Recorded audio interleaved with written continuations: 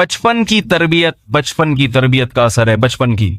इसलिए देखो, एक बात आपसे अर्ज करता हूं, हमने बड़ों से सुनी है, देखी भी है, बार बार कहता हूं, हमारी उम्र कम है, तजर्बा ज्यादा है। हमारी बातों को बहुत संजीदगी से लिया करो। ये ना सोचा करो ये ऐसे सफेद बाबे जैसे बड़ी उम्र के बातें करते हैं, उनकी तरह ये बैठ के बातें करता है। तजर्बे बाद दफा लोगों के हालात से हो जाते हैं। वक्त से पहले इंसान बहुत सारी चीजें सीख लेता है, और अल्लाह ने टूटा फूटा इल्म भी दिया है। सहाबा के वाकयात हैं, आप सल्लल्लाहु अलैहि वसल्लम की सीरत है। तो एक बात याद रखो कि जिसने अपने बच्चों को बड़ों का अदब नहीं सिखाया, बस समझो अब उसने कुछ भी नहीं सिखाया। अब उस बच्चे से खैर की उम्मीद ना रखो। और जिसने अपने बच्चों को कुछ नहीं सिखाया, सिर्फ एक चीज सिखा दी, बड़ों का अदब, जिसे तबलीग में कहते हैं ना इकराम मुस्लिम।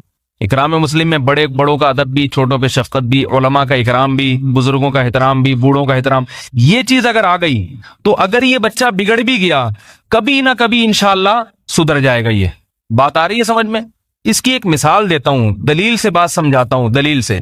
देखो, ये कुरान जिसे हम चूमते हैं, जिसे हम सीने से लगाते हैं, इस पर कोई अमल करे ना करे, फासिक फाजिर मुसलमान जो शराब भी पीता है, जिना भी करता है, मगर इस कुरान को सीने से लगाता है ना, क्या ख्याल है? अदब तो करता है ना? हाथ से नीचे गिर जाए कितना डरता है, घबराता है। और इसकी कोई गुस्ताखी कर दे, उसके सामने उठा के फेंक दे, कैसा आग बगोला हो जाता है। और होना भी चाहिए। इस अदब का फायदा क्या होता है कि जब उसके सामने कुरान की नसीहत की जाएगी, अमल करे ना करे लेकिन नसीहत को सुनेगा। अल्लाह का कलाम, मैंने खुद देखा है लोगों को, बड़े बड़े कातिल होते हैं, गुनहगार होते हैं, लेकिन जब अल्लाह की कलाम उनके सामने पढ़ा जाता है, उनकी आंखों से आंसू निकलते हैं, डरते हैं, गिड़गिड़ाते हैं, काश हमसे ये गुनाह छूट जाए। वजह क्या है? दिल में एहतराम है। तो इस बात की उम्मीद होती है कि आज नहीं तो शायद कल लाइन पे आ जाए, कल नहीं तो परसों। आता लाइन पे क्यों नहीं है? कि कुरान की तालीमात कोई उस तक पहुंचाने वाला नहीं होता, और अगर कोई पहुंचाने वाला भी होता है तो उस तरह से नहीं पहुंचाता जिस तरह से अल्लाह ने पहुंचाने का हुक्म दिया, हिकमत के साथ, मसलहत के साथ। बाज दफा पहुंचाने बात अच्छी होती है, पहुंचाने वाला उसको फेंक के आ जाता है। इतर की खुशबू आप किसी को दें, अदब तमीज के साथ दें तो लेगा भी, लगाएगा भी। और ईतल की बोतल उठा के मुंह पे मार दें उसके, वे लगा लेना जब मूड हो। मियाँ बीवी के घरों में झगड़े होते हैं ना, तो शौहर लाके देता है सौदा, कभी गुस्से में होता है, बीवी ने दही मंगवाई, ये उठ नहीं रहा, बेगम साहिबा कह रही है इफ्तारी बनानी है, दही भी ले आए, इनको रोजा लग रहा है, उठ नहीं रहे। ये होता है ऐसा घरों में कि अभी तो मुझसे अंडे मंगवाए थे, उसी वक्त कह देती जब अंडे लेने गया था उस वक्त नहीं कहा जा सकता था कि दही भी लेके आ जाओ। ये आमतौर पर नॉर्मल केसेस हैं घरों के अंदर। जब अंडे लेने भेजा था या पकोड़े लेने भेजा था, उस वक्त कह देती ना कि दही भी ले आओ, भाई भूल गई, अब ले आए। अब इसको गुस्सा आ रहा है, उठ नहीं रहा। अब जाहिर है पुलिस तो नहीं बुलवाएगी वो इसको उठाने के लिए, उसने ताने देना शुरू कर दिए, उठा नहीं जाता, हम क्या करें, चाट कैसे खाएंगे, दही बड़े कैसे पकेंगे। बिल आखिर ये भिन्ना के गुस्से में गया और दही लाके बेगम के मुंह पे मार दिया। ऐसा होता है।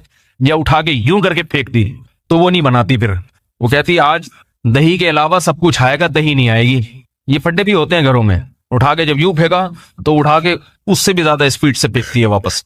वजह क्या है? आपने लाके भी दे दिए, सब कुछ कर दिया, मगर जो देने का स्टाइल था ना, ये बेगम को पसंद नहीं। दही तो बहुत पसंद आई, आप भी पसंद आए, मगर दही पेश करने का स्टाइल उसे पसंद नहीं आया। यार ये स्टाइल जरा पसंद नहीं आया, इज्जत से पेश करते। तो घर में फड्डा हो जाता है, लड़ाई झगड़ा। उसको ये गुस्सा कि मैं इतनी दूर से लेकर आया और कबूल नहीं कर रही। वो कह रही है कोई लाने का तरीका, मैं कोई नौकर हूं, मुलाजमीन को ऐसे दीजिए, ज़कात बट रही है कि यहाँ पे कुरान के अहकाम होते हैं, पेश करने का तरीका नहीं आता, उठा के फेंक दिया उसके ऊपर। बात ही कुल या अय्युहल काफिरून से शुरू की। एक गैर मुस्लिम आपके सामने आया है। अब कुरान में गैर मुस्लिम के खिताब के मुख्तलिफ तरीके हैं। एक दफा मुझे एक ईसाई को दावत देनी पड़ गई, गैर मुस्लिम था, उसने मुझे बिठाया, मुझे किसी ने कहा ये इस्लाम के करीब है तो इसको आप जरा दीन की दावत दें, इस्लाम की दावत दें, उम्मीद है कि ये मुसलमान हो जाएगा। तो मैं सोचता रहा कि मैं कहां से शुरू करूं दावत। तो कुल या अय्युहल काफिरून भी है कुरान में, ए नबी कह दीजिए ए काफिरो। तो अगर मैं यहां से शुरू करता ए काफिरो, तो कहता चलो भाई पतली गली से निकलो, शाबाश, हमें काफिर कहने आए हो यहाँ पे।